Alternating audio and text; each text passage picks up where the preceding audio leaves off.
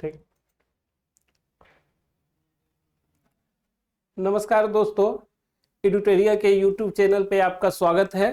जैसा कि हम लोग अभी देख रहे हैं कि पिछले दो वीडियो में हम लोगों ने बीपीएससी 71वीं और 72वीं को मेंस को ध्यान में रखते हुए जो महत्वपूर्ण टॉपिक है उसका अवलोकन कर रहे हैं। उसी क्रम में आज हम एसआईआर की चर्चा करेंगे। एसआईआर एक ऐसा सब्जेक्ट है, एक ऐसा विषय है जो कि पिछले 1.5-2 वर्षों से राजनीतिक विमर्श का केंद्र रहा है। चूंकि हम लोग बीपीएससी की तैयारी करते हैं, बिहार में भी पिछले वर्ष एसआईआर की प्रक्रिया अपनाई गई थी, तो एसआईआर आने वाले समय में बीपीएससी एग्जाम के लिए एक महत्वपूर्ण टॉपिक है। लेकिन यहाँ दो चीजें हैं। अक्सर जो चीज बहुत चर्चा में रहती है उसके बारे में बहुत सारी गलत धारणाएं भी बन जाती है, एक मिथक भी बन जाता है। क्योंकि हम लोग भी इसी समाज में रहते हैं, इसी राजनीतिक प्रक्रिया का हिस्सा है, तो कहीं ना कहीं हमें यह ध्यान रखना होगा कि जब हम एसआईआर को देखते हैं तो एसआईआर का मुद्दा सिर्फ एक राजनीतिक वाद विवाद का मुद्दा नहीं है।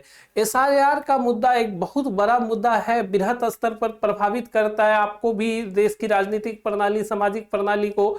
और अभी हम देख रहे हैं कि जो इंटरव्यू भी चल रहे हैं उसमें कितने बच्चों से एसआईआर डायरेक्ट पूछा गया है, अच्छा है बुरा है, आप कैसे देखते हैं। तो ये इसके बारे में संपूर्ण जानकारी होना काफी जरूरी है। एसआईआर की महत्ता या एसआईआर हाल ही में क्यों चर्चा में रहा, क्यों इतना ज्यादा हुआ, तो एसआईआर के संबंध में जाने से पहले एक दो चीजें मैं आपको बताना चाहूंगा कि देखिए, एसआईआर जो है उसको हम लोग बोलते हैं स्पेशल इंटेंसिव रिवीजन या विशेष गहन पुनरीक्षण। ठीक है, इसके बारे में हम लोग जाएंगे, लेकिन छोटा सा हम लोग क्या करते हैं ना, एसआईआर के संबंध में जो एक मिनिमम जानकारी हो सकती है, एक बेसिक समझ, उसको देखते हैं। फिर हम लोग देखेंगे कि एसआईआर क्यों इतना इंपॉर्टेंट है।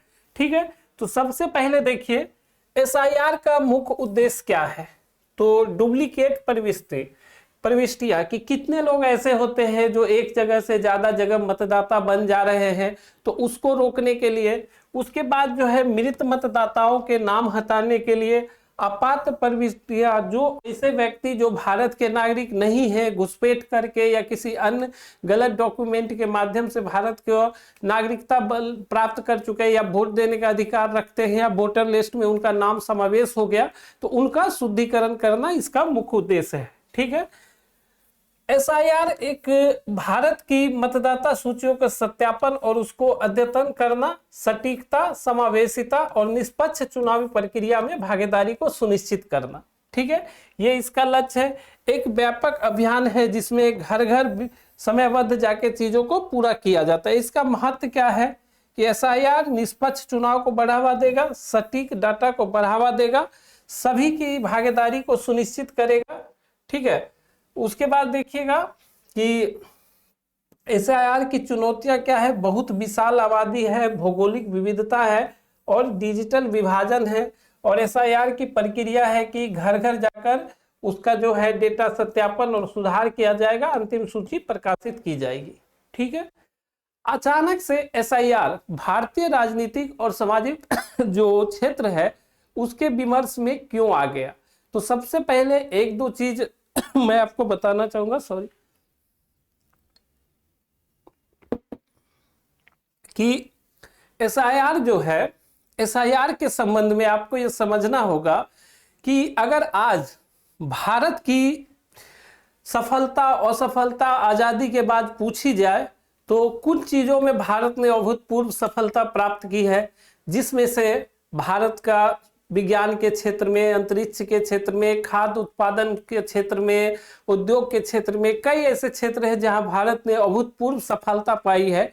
लेकिन एक ऐसा क्षेत्र है जो भारत पूरे विश्व को गर्व से कहता है कि हम लोकतंत्र की ऐसी जननी है, लोकतंत्र का ऐसा आधारशिला है या लोकतंत्र का ऐसा स्वरूप है कि ये आजादी के बाद लगातार जो है भारतीय लोकतंत्र परिपक्व हुआ है, स्थिर हुआ है। और इस लोकतंत्र की सफलता कहीं ना कहीं भारत की आर्थिक और रणनीतिक और कहिए कि वैश्विक उछाल की सफलता को जो है कहीं ना कहीं एक आयाम देता है।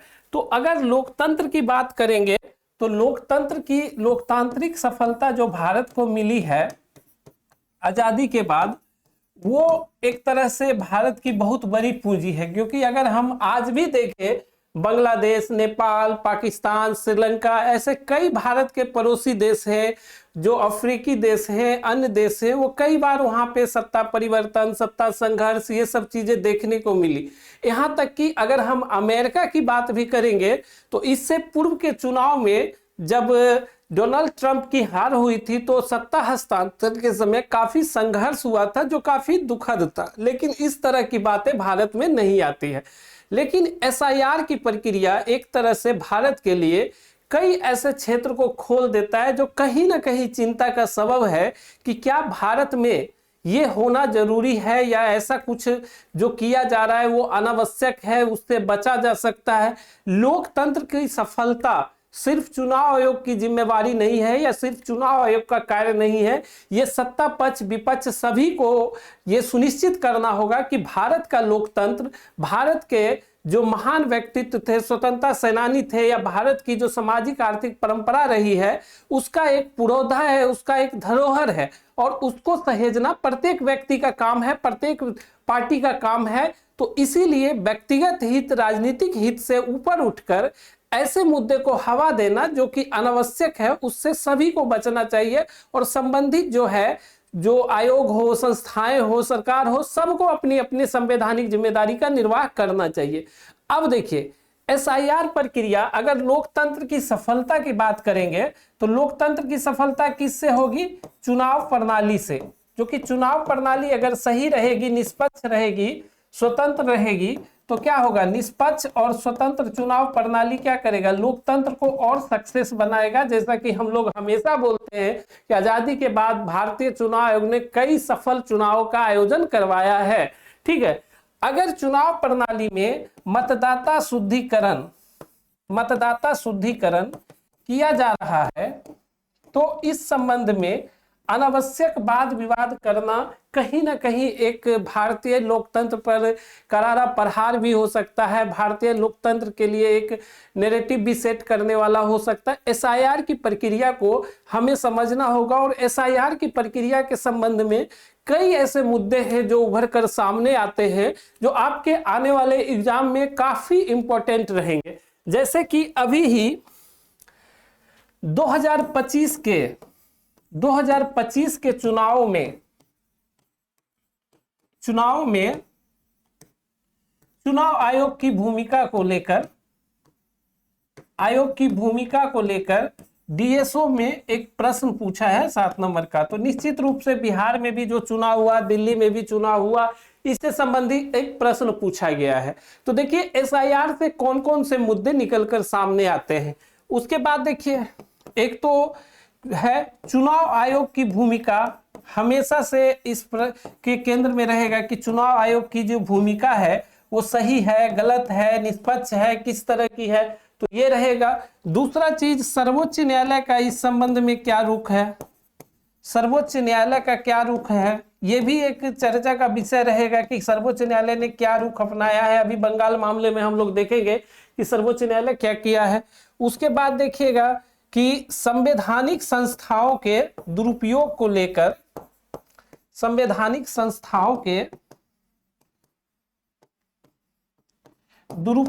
लेकर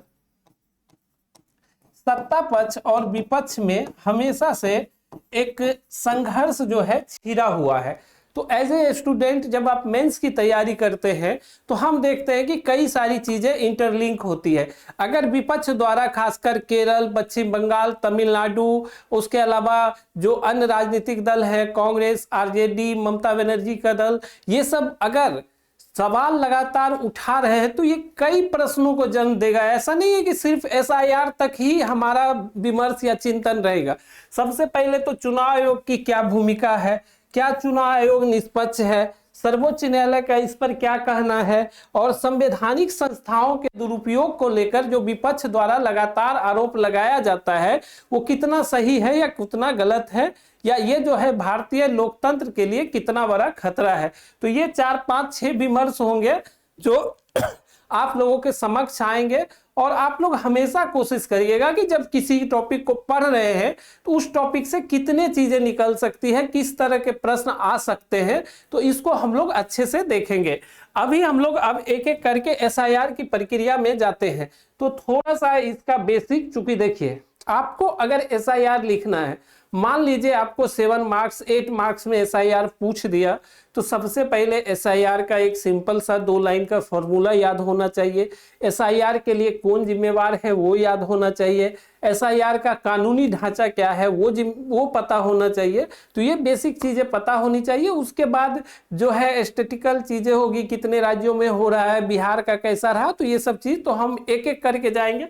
तो सबसे पहले देखिए, मतदाता सूची संशोधन से तात्पर्य भारत का निर्वाचन आयोग द्वारा संवैधानिक और वैधानिक शक्तियों के तहत, एक चीज ध्यान रखिएगा, संवैधानिक और वैधानिक शक्तियों के तहत अगर मतदाता सूची शुद्धिकरण चुनाव आयोग द्वारा कराया जा रहा है, तो इसके लिए संवैधानिक और वैधानिक दोनों ही शक्तियां चुनाव आयोग को प्राप्त है। ठीक है।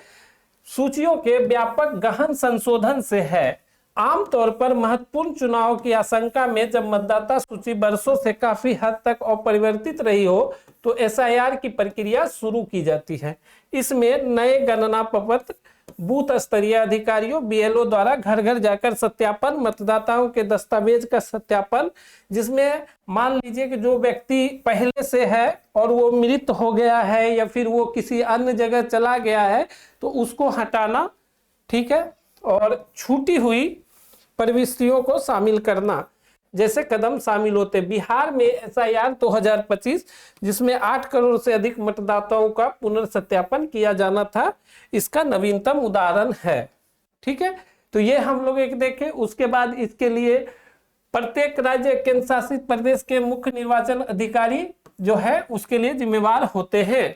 ठीक है, उसके बाद चुनाव आयोग के मार्गदर्शन में कार्य करते हुए सीईओ, जिला निर्वाचन अधिकारियों, मतदाता पंजीकरण अधिकारियों और बूथ स्तरीय अधिकारियों के साथ समन्वय करते हैं। ठीक है, तो ये हम लोग देखते हैं।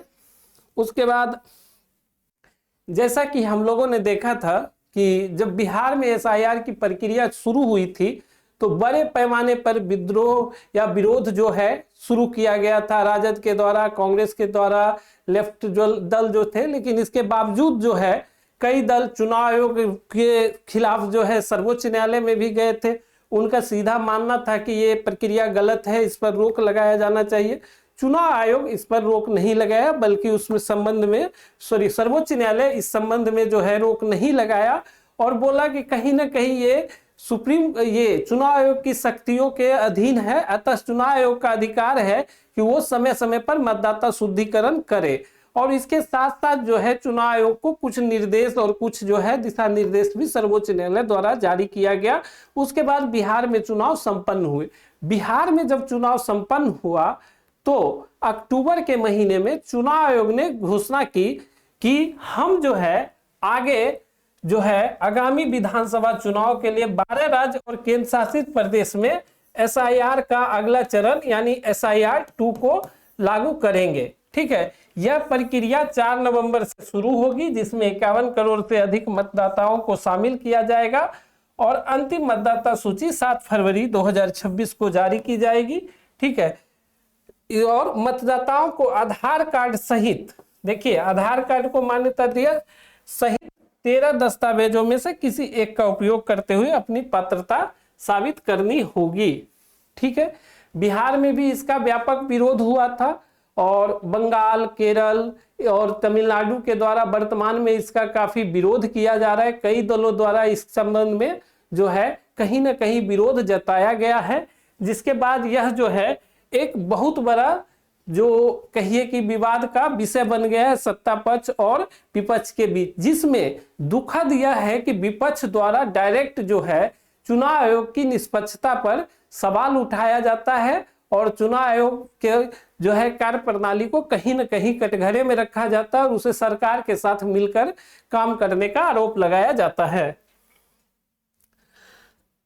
देखिए, उसके बाद हम लोगों के लिए दूसरा चीज है कि इसी में हम लोग देखते हैं कि एसआईआर करने का मुख्य उद्देश्य क्या है। थोड़ा सा हम लोग उद्देश्य प्रक्रिया को देखेंगे, फिर 12 राज्यों की स्थिति को हम लोग देखेंगे। तो सबसे पहले उद्देश्य क्या है? शुद्धता, कि जो मतदाता सूची को अद्यतन करना, सही करना, ताकि मृत और अपात्र व्यक्तियों के नाम को हटाना। उसके बाद समावेशन, इसमें यह देखना है कि सभी व्यक्ति जो कि मतदान करने के लिए योग्य हो उसका समावेशन इसमें किया गया हो। उसके बाद वैधता, अगर एक व्यक्ति एक ही वोट के सिद्धांत को सुदृढ़ रूप से लागू किया गया।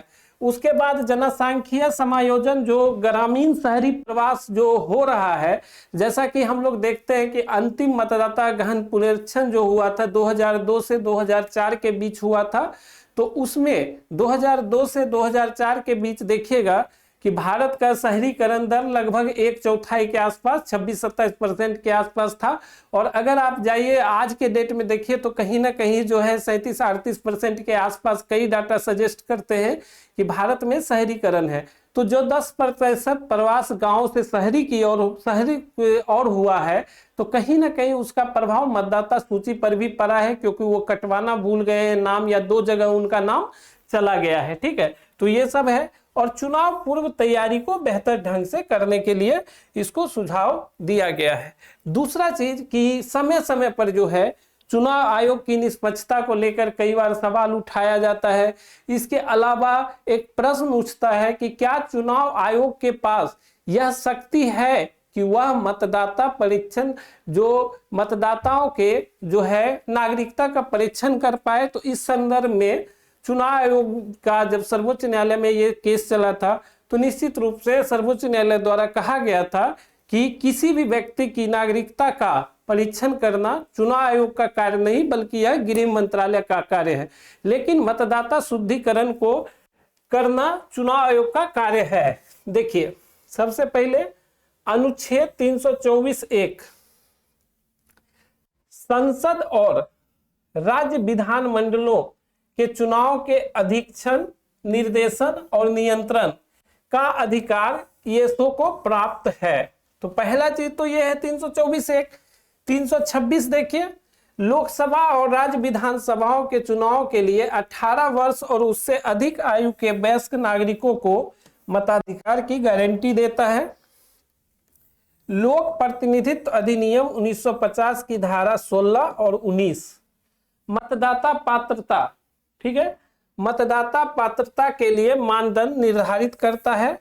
ठीक है, और धारा 21(3) चुनाव आयोग को विशेष मतदाता सूची संशोधन का आदेश देता है। उसके बाद मतदाता पंजीकरण अधिनियम 1960 नामांकन, संशोधन आदि की प्रक्रियाओं को निर्दिष्ट करता है। कुछ कानूनी टिप्पणीकार ध्यान देते हैं कि विशेष गहन संशोधन शब्द स्वयं में नियम पुस्तिका में स्पष्ट रूप से मौजूद नहीं है। ठीक है, कि ये चीजें हम देखते हैं कि बोलते हैं विशेष गहन पुनरीक्षण, यानी एसआईआर का चुनाव आयोग की किसी भी जो अगर मतदाता पंजीकरण नियम हो या लोक प्रतिनिधि अधिनियम हो, उसमें स्पष्ट वर्णन नहीं है। तो 2-3 चीज अभी हम लोग देखे हैं कि एसआईआर की प्रक्रिया क्यों करनी चाहिए, इसका उद्देश्य क्या है, और क्या चुनाव आयोग के पास इसकी वैधानिक शक्तियां हैं। तो यहाँ पे हम लोग देख चुके हैं। एसआईआर कोई नई प्रक्रिया नहीं है, ये चीज समझना चाहिए कि आजादी के बाद लगभग 8 बार 2002-3 से पहले जो 4 उस पुनरीक्षण से पहले 8 बार किया जा चुका है। ठीक है, 8 बार जो है इससे पूर्व किया जा चुका है और अभी जो है इसको किया जा रहा है। इसके अलावा भी हम लोग देखते हैं कि एनुअल जो है पुनरीक्षण किया जाता है कि समय समय पर एआईआर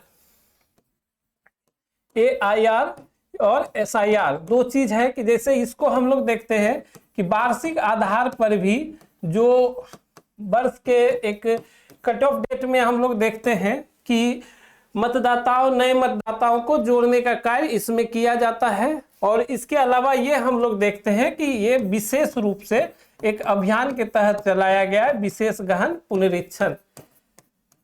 अब हम लोगों को कुछ चीज समझने के लिए आप लोगों को बताते हैं कि आप लोग एक चीज सुने होंगे, फॉर्म 6।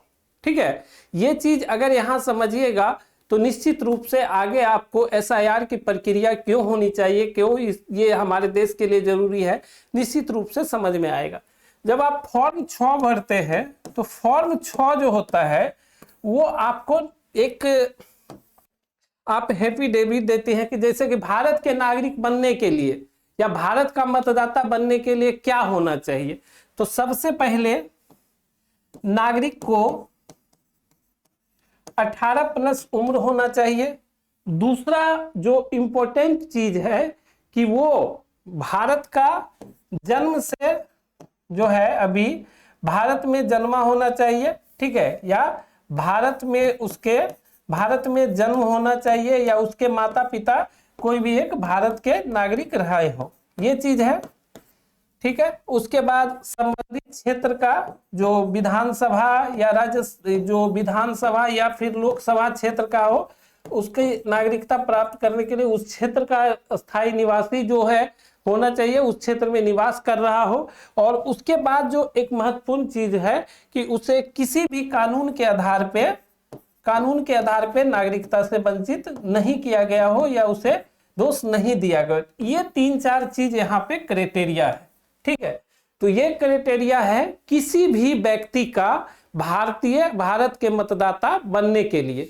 तो जैसे ही अगर हम भारत का मतदाता की बात करते हैं तो आप देखिए फॉर्म 6 क्या कहता है कि फॉर्म 6 में आप बताते हैं कि हम इतना वर्ष के हैं, ये हमारा है। और यहाँ एक सबसे इंपॉर्टेंट चीज क्या है कि सेल्फ डिक्लेरेशन होता है, कि मतलब आप जो फॉर्म 6 भरते हैं मतदाता बनने के लिए, उसमें आप स्वयं प्रमाणित करते हैं, स्वयं ये चीज बताते हैं कि हम इस क्षेत्र के मतदाता हैं, ये हमारे माता पिता हैं, ये हमारा पहचान पत्र है।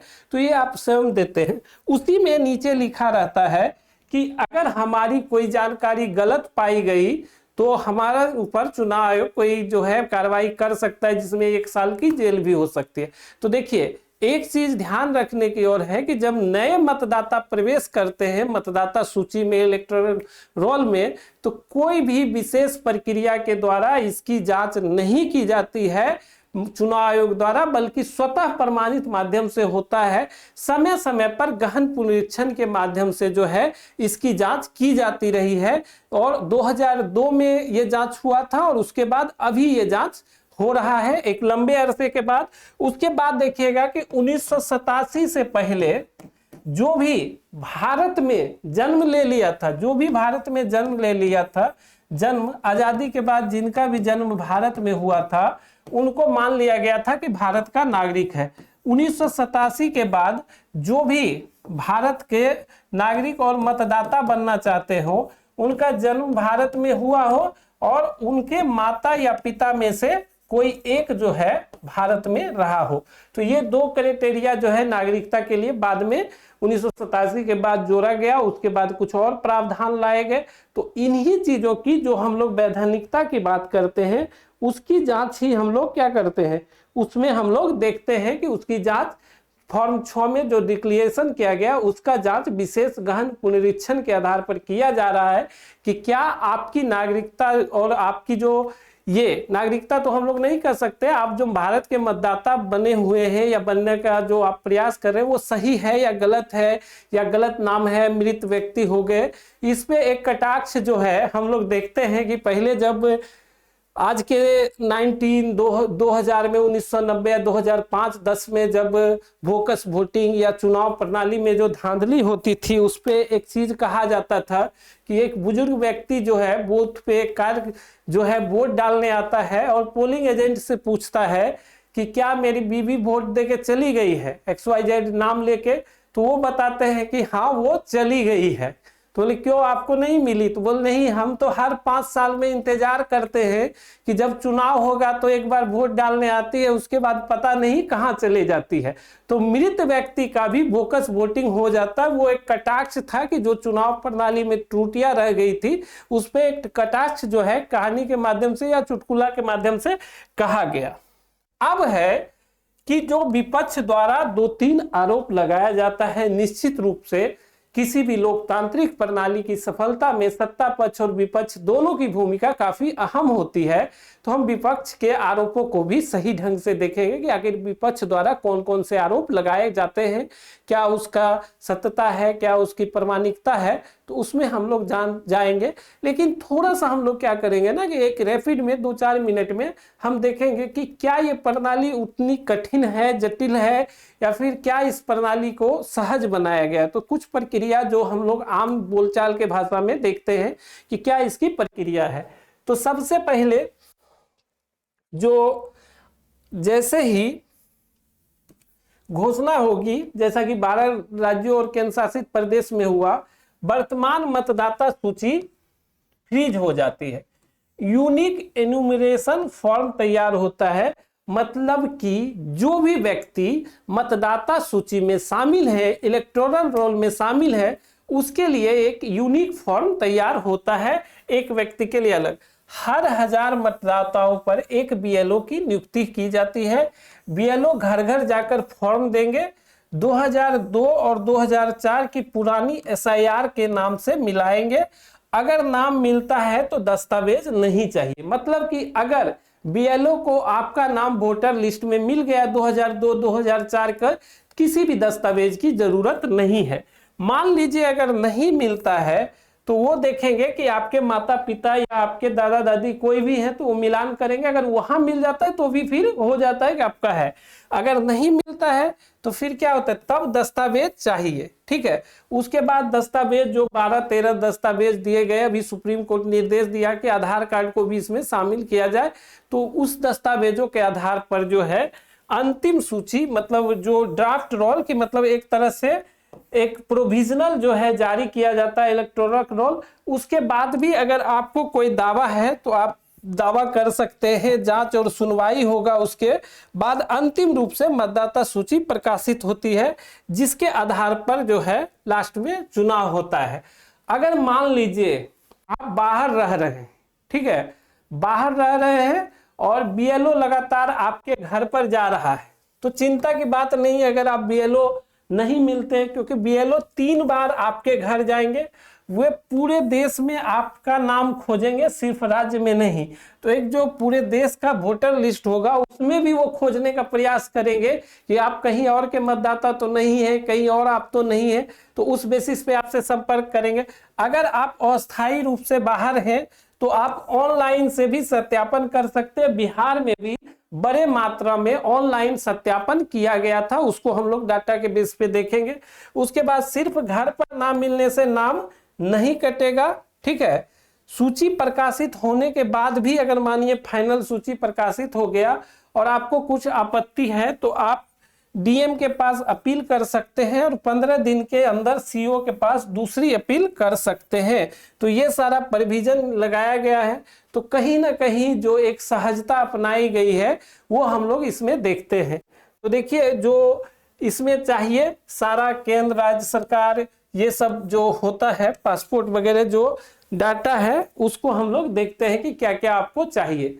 यहाँ मान लीजिए, चलिए हम आपको बता दिए, ये तो बोलचाल की भाषा में हम लोग देख लिए, बीएलओ जाएंगे, आपके चेक करेंगे, मिलान करेंगे। लेकिन मान लीजिए कि आपको अगर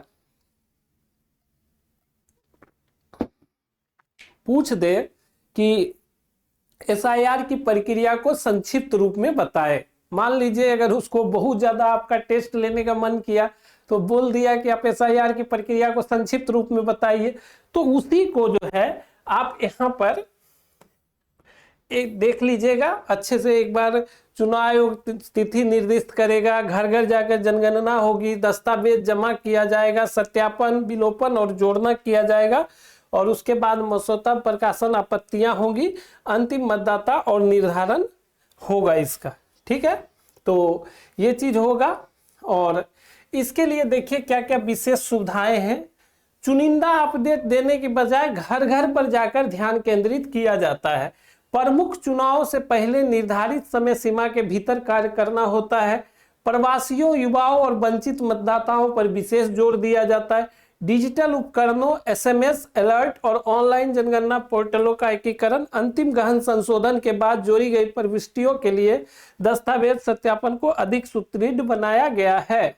ठीक है, अब देखिए कि क्या क्या मुख्य समस्याएं या क्या क्या मुख्य लाभ मिल सकते हैं। देखिए, कभी भी किसी भी चीज को इतना ज्यादा हाइप नहीं करना चाहिए कि वो आपकी नैतिकता या आपकी मानसिकता या आपकी जो है आपके कहिए कि एक मंशा पर सवाल खड़े कर दे। ठीक है, देखिए 2-3 चीजें हैं कि एसआईआर क्यों होना चाहिए। अगर आप पूछिएगा तो सबसे बड़ा चीज है कि किसी भी लोकतंत्र में चुनाव प्रणाली अहम होता है।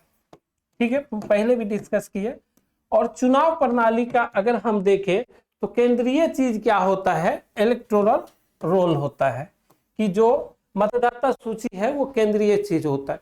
2-3 चीजें अगर आप समझ जाते हैं तो सोचिए कि आसपास भी अगर आप देखिएगा तो जैसे 2002 की तुलना में लगभग 10% शहरीकरण आज के दौर में बढ़ा है।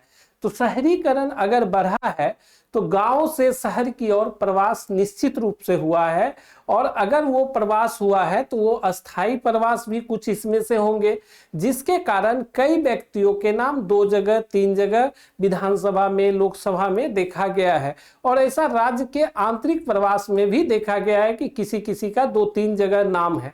तो अगर डुप्लीकेट पैरेसी या डुप्लीकेटेड लोगों का नाम हटाया जा रहा है तो वो काफी बेहतर कार्य इसको कहा जाएगा। उसके अलावा देखा गया है कि कई बार मृत व्यक्तियों के नाम भी इलेक्टोरल रोल में बड़े पैमाने पर शामिल होते हैं, जिसका समय समय पर कई जो है विपक्षी दलों द्वारा बताया गया है, विरोध किया गया है, और उसके अलावा सत्ता पक्ष भी इस संबंध में रहा है। तो जो व्यक्ति मृत है उनका नाम सही से काटा जाए, सही से उसको ठीक किया जाए, तो ये एक कदम, एक बेहतर कदम है। तीसरा चीज ये है कि कहीं ना कहीं अगर आप एक सेंसिटिव व्यक्ति हैं, और हम लोग तो देख ही रहे हैं कि वैश्विक स्तर पर कितनी उथल पुथल 21वीं सदी के दौरान हुई, तो आप देखिएगा कि 2016 में नेपाल में मधेसी आंदोलन, उसके बाद रोहिंग्या संकट, बांग्लादेश संकट, उसके बाद जो है अन्य संकट, मधेसी आंदोलन हो गया, उसके बाद वर्तमान में अभी जो हम लोगों ने देखा बांग्लादेश का छात्र आंदोलन, उसके बाद जो है इधर नेपाल का आंदोलन, श्रीलंका में, ऐसे कई चीजें हैं जहां की ये सुनिश्चित करता है कि बहुत बड़ा संख्या में अवैध प्रवासियों का जो प्रवास है, अवैध प्रवासियों का जो प्रवास है वो भारत की तरफ हुआ है। तो कहीं ना कहीं अगर भारत की तरफ हुआ है तो जो सीमावर्ती क्षेत्र हैं, खासकर उत्तर पूर्व बंगाल या अन्य राज्य हैं, अगर वहां पे डेमोग्राफी चेंज हो रहा है, वहां फर्जी मतदाता बन रहे हैं, तो अगर इस चीज पे चुनाव आयोग सत्यता या उसकी गहन जांच कर रहा है तो इसमें किसी को कोई आपत्ति नहीं होनी चाहिए। क्योंकि अगर हम आज बोले कि अगर आज भारत सरकार कोई योजना लागू कर दे कि सभी को 10-10 हजार रुपया मिलेगा, तो एक एक कागज मिल जाएगा, लाइन लग जाएगा, लंबा लंबा लाइन लग जाएगा, तो वो फर्ज, वो नैतिकता हम क्यों नहीं दिखाते हैं। जब मतदाता शुद्धिकरण हो रहा है तो उसका सपोर्ट या विरोध हम क्यों नहीं, एक नागरिक समाज का निर्माण करें, क्यों नहीं हम लोकतंत्र में अपनी भागीदारी दे, अनावश्यक वाद विवाद करने की अपेक्षा। तो कहीं ना कहीं ये चीजें हमको देखना पड़ेगा। ये सिर्फ हिंदू मुस्लिम या किसी खास चीजों का पक्ष नहीं है, बल्कि भारत के नागरिकों को उसका हक मिलना चाहिए, सही मतदाता सूची होनी चाहिए। ये किसी दल, सत्ता पक्ष या विपक्ष की बात नहीं है। और चुनाव आयोग का भी फर्ज है कि जो आवश्यक चिंताएं हैं या जो वैध चिंताएं हैं उसको एड्रेस करे। तो ये चीज हम लोग देख सकते हैं। अब एक मेजर जो चीज होता है कि वो देखा जाता है कि विपक्षी दलों द्वारा एक आरोप लगाया गया है कि हमेशा चुनाव के समय ही ये चीजें क्यों किया जाता है। तो एक चीज बताइए, अभी जो है शायद ही कोई ऐसा वर्ष होगा जिसमें किसी राज्य का चुनाव नहीं हो या लोकसभा का चुनाव नहीं हो। तो अगर सुधार करना है तो निश्चित रूप से चुनावी साल को दरकिनार करना होगा और एक युद्ध स्तर पर ही कार्य करना होगा। तो चुनाव तो हर साल आते जाते रहेंगे, तो क्या या तो चुनाव पूरी तरह रोक दिया जाए या इस प्रक्रिया को रोक दिया जाए, तो उसी में समावेशन किया जाएगा। ठीक है, तो ये चीजें जरूरी है। अब देखिए इसका महत्व, पारदर्शिता और विश्वास को मजबूती मिलेगा निश्चित रूप से, कुशल मतदान व्यवस्था को सुगम बनाएगा। उसके बाद देखिए अब हम लोग थोड़ा सा एसआईआर की प्रक्रिया को देखेंगे कि देखिए फर्जी, ये उसी में महत्व में हम लोग देख रहे थे, फर्जी और एक से अधिक पंजीकरणों को कम करना, जनसंख्या के परिवर्तनों को दर्शाना है, हाशिए पर पड़े समूहों के भागीदारी में सुधार लेना है, ये सारी चीजें हैं। अब हम लोगों के लिए जैसा कि आज हम लोग का मूल मकसद ये है कि बीपीएससी के संबंध में अगर ये प्रश्न पूछे जाए तो हम किन चीजों को देख सकते हैं, ठीक है। तो एक चीज ध्यान रखिए कि बिहार वाला, तो बिहार में जब स्पेशल इंटेंसिव रिवीजन शुरू हुआ था तो इस संबंध में काफी वाद विवाद उभर कर सामने आया। लास्टली जो है वो बिहार में स्पेशल इंटेंसिव रिवीजन गहन पुनरीक्षण जो है अभियान उसको पूरा किया गया। 30 सितंबर को अंतिम सूची प्रकाशित की गई।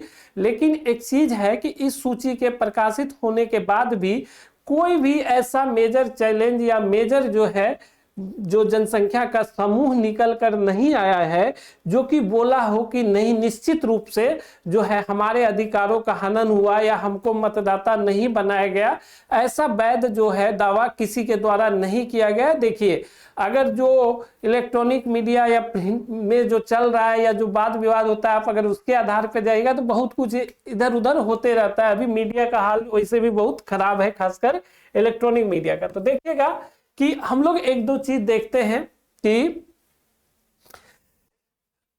शुरू में जब बिहार में, इसी से आपको बहुत सारा चीज समझ में आएगा।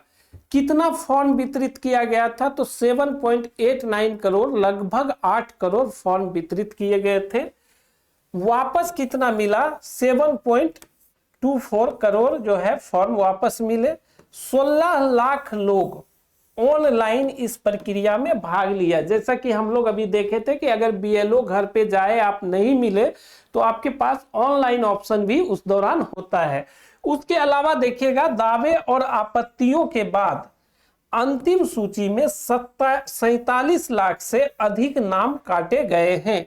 उसके अलावा अंतिम मतदाता जो है यह 7,41,357 मतदाता अंतिम रूप से इसमें शामिल थे। उसके बाद यह मॉडल 12 राज्यों में लागू हुआ। अब इस चीज से 2-3 को समझिए। अगर 47 लाख नाम में त्रुटि थी तो सोचिए आपका मतदाता लगभग 10% वोटर लिस्ट जो है त्रुटि रहित है।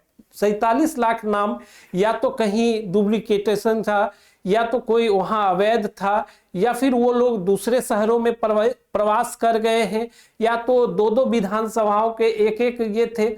उसके बाद जो है विपक्ष के द्वारा एसआईआर को मुद्दा भी बनाया गया, चुनाव में इसको बहुत जोर शोर से उठाया गया, लेकिन दुर्भाग्यवश उनको ऐसी सफलता नहीं मिली जैसी वो चाहते थे। तो एक तरह एक इशारा भी है कि भारतीय लोकतंत्र परिपक्व हो रहा है।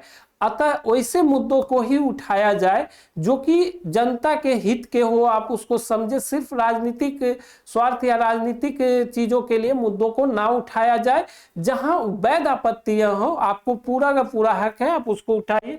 तो ये बिहार में सोचिए। अब सोच लीजिए कि बिहार में लगभग 40-42 सीट है, बिहार में लगभग 40 सीट लोकसभा के हैं।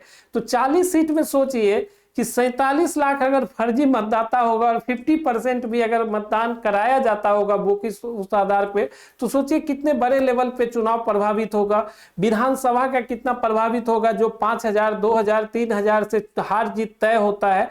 तो निश्चित रूप से एसआईआर जो है बिहार में काफी विवाद भी हुआ था। तो ये सारा डाटा आप लोग क्या करिएगा कि अच्छे से कलेक्ट कर लीजिएगा डाटा को, ताकि अगर कभी पूछे तो आपके काम आ सके। उसके अलावा देखिए कि इसी के बाद चुनाव आयोग द्वारा अक्टूबर में घोषणा किया गया कि जो है अब इलेक्ट्रॉनिक जो एसआईआर की प्रक्रिया है उसको अगले चरण में 12 राज्यों में अपनाया जाए, 12 राज्यों और केंद्र शासित प्रदेशों में अपनाया जाएगा। तो कहीं ना कहीं हम देखते हैं ये प्रक्रिया 12 राज्यों में फेज 2 के तहत शुरू हुई।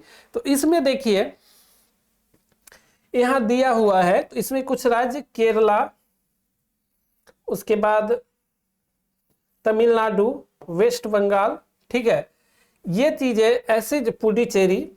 तो यहाँ देखते हैं कि 2-3 चीजें कि खासकर केरला के द्वारा, तमिलनाडु के द्वारा और वेस्ट बंगाल में इस प्रक्रिया का काफी विरोध किया जा रहा है, जिसके कारण जो है ये लोग सर्वोच्च न्यायालय भी गए। पूर्व में भी बिहार में भी कई दल गए थे, तो ये सर्वोच्च न्यायालय गए और अपनी चिंताओं को सर्वोच्च न्यायालय के समक्ष रखा। तो सर्वोच्च न्यायालय ने सबसे पहला काम क्या किया कि इसको आप लोग समझिए, क्योंकि हो सकता है कि भविष्य में आपसे सर्वोच्च न्यायालय के रुख को लेकर आपका राय पूछे या ये पूछे। तो सबसे पहले एक चीज जान लीजिए कि सर्वोच्च न्यायालय ने एसआईआर की प्रक्रिया पर किसी भी तरह का रोक लगाने से इनकार कर दिया। मतलब कि न्यायिक दृष्टि में चुनाव आयोग को पूरा अधिकार है कि वो मतदाता शुद्धिकरण या मतदाता का गहन पुनरीक्षण कर सके। ठीक है, तो ये चीज सर्वोच्च न्यायालय के द्वारा किया गया। तो हम लोग इसमें देखेंगे कि विपक्ष का क्या क्या आरोप लगाया गया एसआईआर की प्रक्रिया को अपनाने को लेकर। तो सबसे पहले क्या है, मतदाता सूची पर बड़े पैमाने पर नाम हटाने की आशंका। तो ममता बनर्जी के द्वारा, अन्य विपक्षी दलों के द्वारा ये कहा गया कि बड़े पैमाने पर खासकर जो विपक्षी दलों के समर्थक वोटरों के नाम हटाए जा रहे हैं, ये एक आरोप लगाया गया।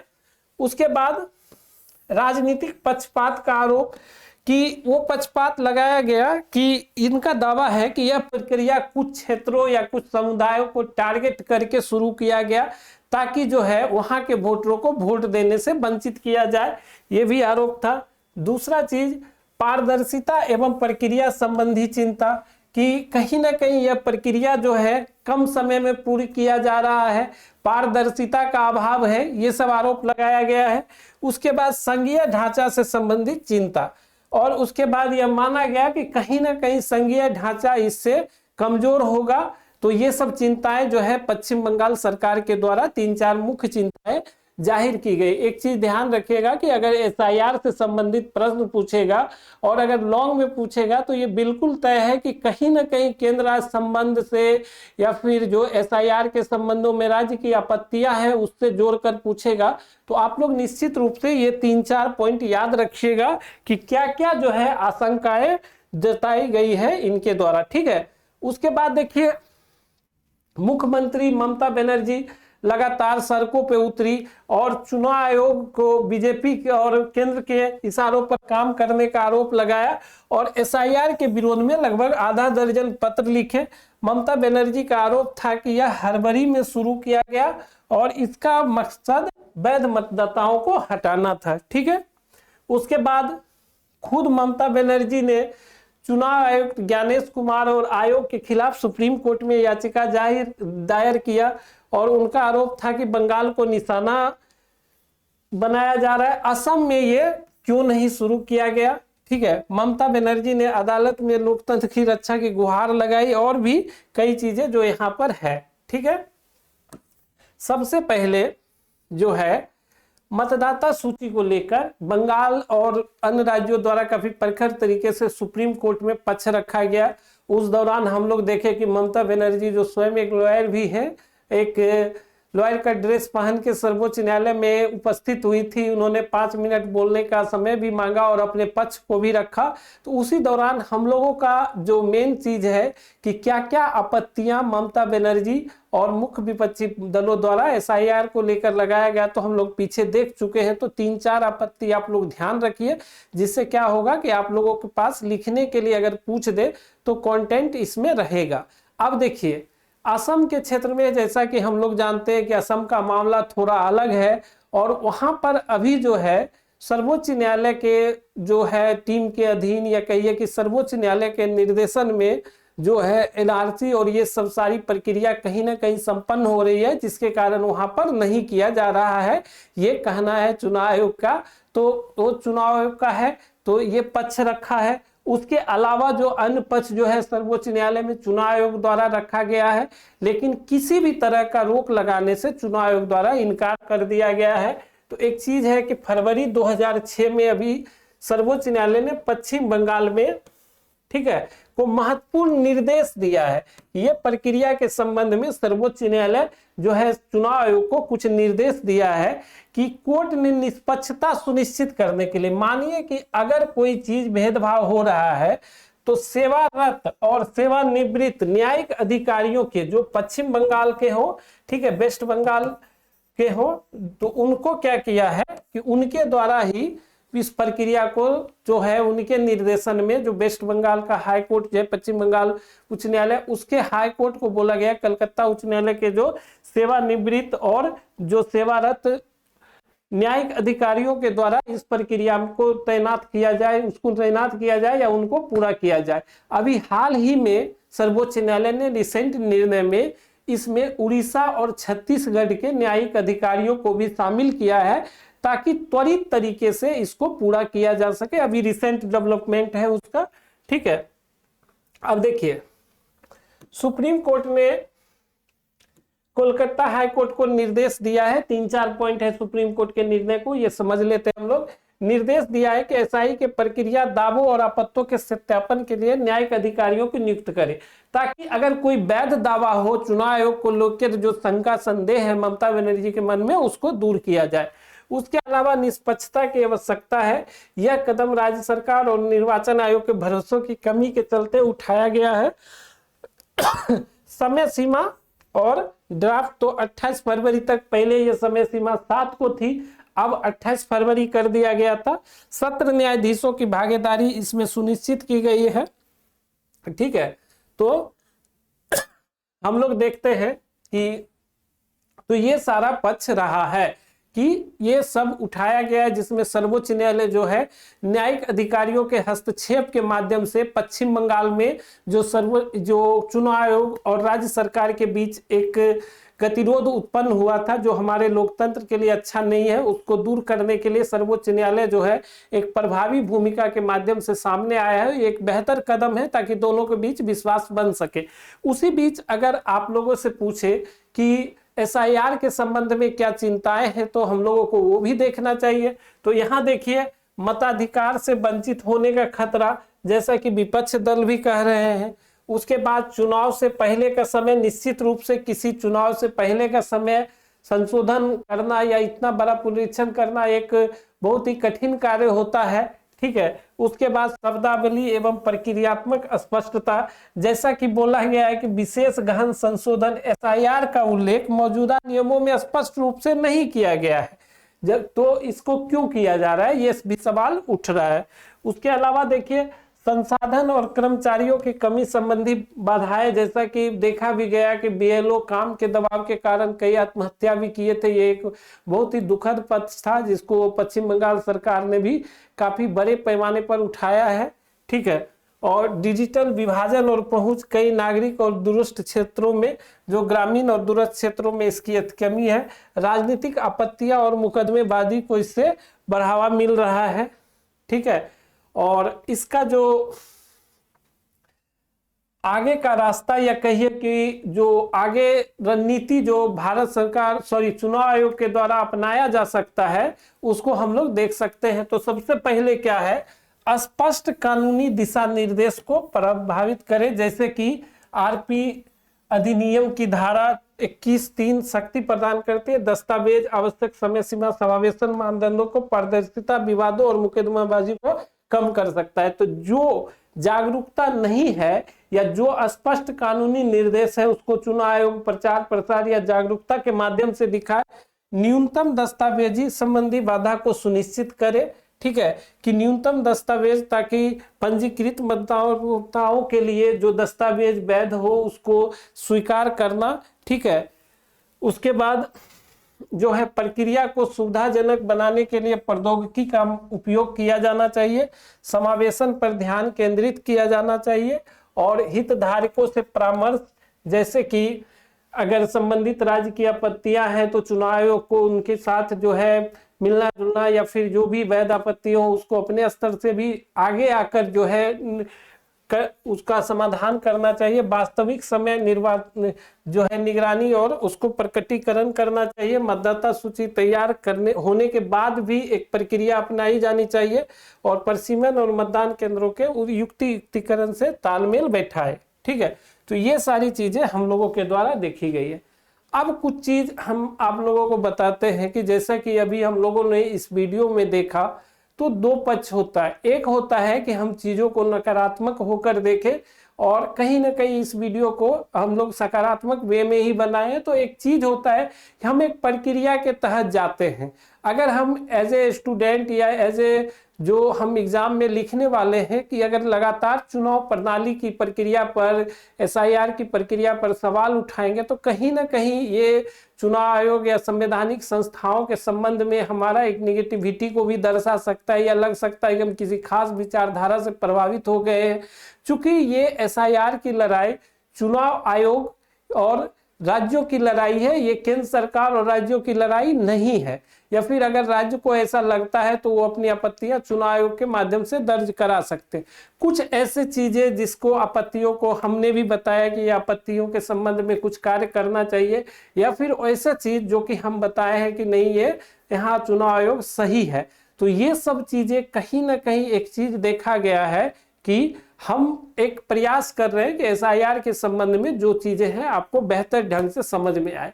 तो एक छोटा मोटा अभी हम लोग देखते हैं खाका कि हम लोग इस वीडियो के दौरान क्या क्या सीखे और किन चीजों पे गौर किए। इसके अलावा अगर हमको एसआईआर के संबंध में अपना एक ऑथेंटिक नोट बनाना है तो हम उसको कैसे बना सकते हैं। तो आप सबसे पहले एक चीज ध्यान रखिएगा कि एसआईआर, ठीक है, एसआईआर की सामान्य परिभाषा अगर आपको अपना भी नोट्स बनाना हो, एक चीज ध्यान रखिएगा कि एक होता है निगेटिव अप्रोच, एक होता है पॉजिटिव अप्रोच।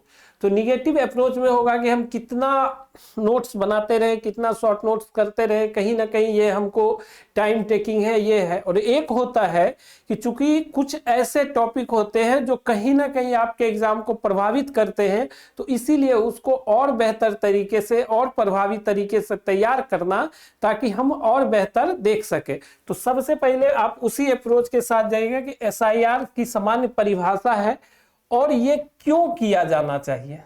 क्यों किया जाना चाहिए तो हम लोग देखें कि जो प्रवासन था, जो अवैध प्रवासी थे, जो जितना ज्यादा नाम डुप्लीकेटेशन था, बिहार में इसका एग्जाम्पल है कि 47 लाख मतदाता कट गए और कोई भी वैध जो दावा है कि कोई कर दे कि हाँ मेरा कट गया, वो नहीं देखा गया। बिहार इसका ज्वलंत उदाहरण है। ठीक है, उसके बाद जो है इसका महत्व क्या है और विशेषता क्या है जिसको हम लोग बताए भी हैं। तो महत्व और विशेषताओं के सिर्फ आप हेडिंग के माध्यम से इसको देख लीजिएगा कि क्या इसमें है महत्व और विशेषताएं। उसके बाद जो है इसका कानूनी स्वरूप क्या है, तो हम लोग देखें कि जनप्रतिनिधि अधिनियम है, मतदाता पंजीकरण अधिनियम है, उस संबंध में जो कानूनी अधिकार इलेक्शन कमीशन को मिला हुआ है, वो इनके माध्यम से इलेक्शन कमीशन को यह अधिकार मिलता है जिसके कारण चुनाव आयोग के द्वारा भी रोका नहीं गया है इस प्रक्रिया को। उसके अलावा आप देखिएगा कि इसकी प्रक्रिया क्या है, तो प्रक्रिया को आप 3-4 स्टेप में लिख सकते हैं। वो इस स्लाइड में लिखा हुआ भी है कि आप लोगों को सही से पता चल सके कि क्या प्रक्रिया है।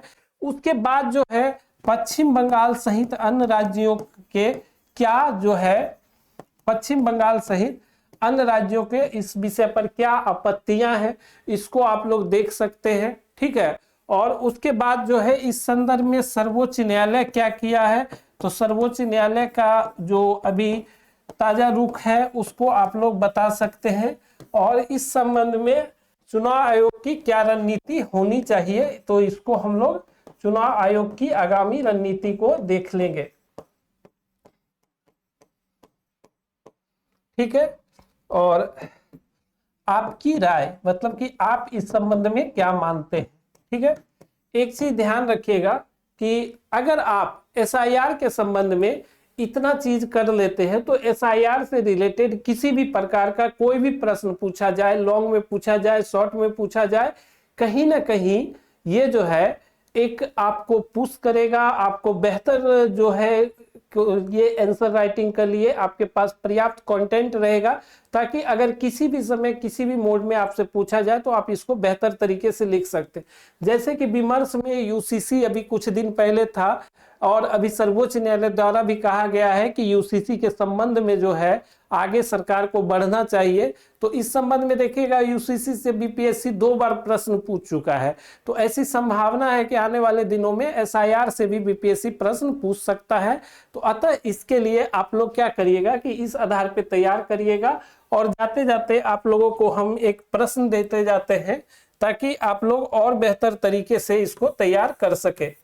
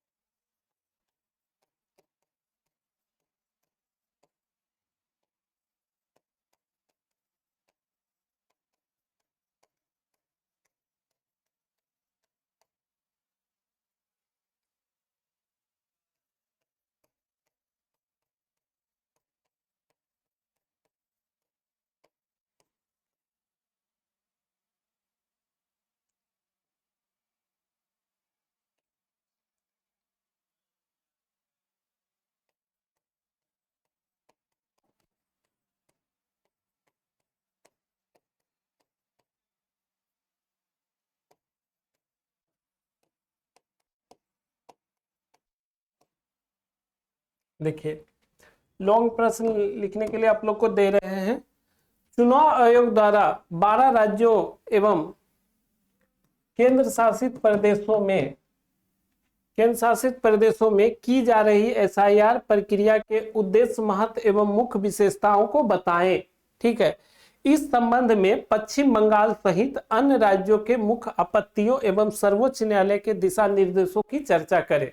तो ये ऑलमोस्ट आपके लिए प्रश्न है, इसको आप लोग अच्छे से 38 मार्क्स के अराउंड लिखिएगा, और कोशिश कीजिएगा कि इसको 350 से 400 शब्द में और 20 से 25 मिनट के अंदर लिखे, ताकि आपका जो लेखन शैली हो समय अनुरूप हो। और जैसा कि हम पुराने वीडियो में भी बताए थे कि आप बताइए कि किस टॉपिक पे हम आपके लिए और वीडियो बनाए। जैसा कि कुछ लोग सजेस्ट किए थे बांग्लादेश, तो हम आने वाले दिनों में बांग्लादेश पे भी वीडियो बनाएंगे। और भी जो वीडियो आप जिस टॉपिक पे चाहते हैं आप समय समय पर बताते रहिए। और खासकर मेरा जो ये वीडियो आ रहा है मुख्य परीक्षा से रिलेटेड, जो और खासकर हम और एग्जाम ओरिएंटेड आपका एक थॉट बनाना चाहते हैं, खासकर करंट के सब्जेक्ट में जो आपकी क्या अप्रोच होनी चाहिए, किस तरह से आपकी सोच होनी चाहिए, किस वे में आप जाइएगा, तो उसी बेसिस पे आप अन्य जो टॉपिक को भी तैयार कर सकते हैं। तो कहीं ना कहीं जो आपत्तियां हैं, जो इसकी विशेषताएं हैं, महत्व है, उसको आप लोग तैयार कीजिए। और भी जो सब्जेक्ट का वीडियो या जो विषय आपको हार्ड लगता हो उसको बताइए, ताकि हम आगे आने वाले वर्षों आने वाले दिनों में उसको और ज़्यादा बेहतर तरीके से आप लोग को समझ लाए। आप लोग लगातार मेहनत करते रहिए, प्रयास करते रहिए, और टीम एडुटेरिया आपकी मेंस की सफलता के लिए हमेशा लगी रहेगी।